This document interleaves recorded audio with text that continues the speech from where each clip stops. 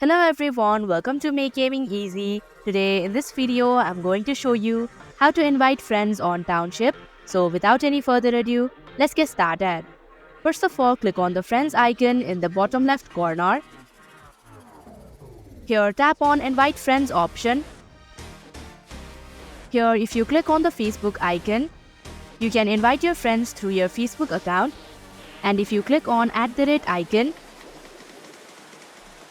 then you'll get a list of social media accounts through which you can invite your friends. Similarly, the next way is to go back and tap on Find Friends option and simply tap on the invite button of the person that you want to invite.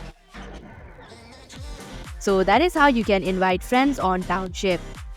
Thank you for watching Make Gaming Easy. I hope this video was helpful to you.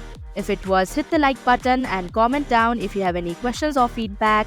Also, if you are new to our channel, subscribe and hit the bell icon so that you don't miss our upcoming videos.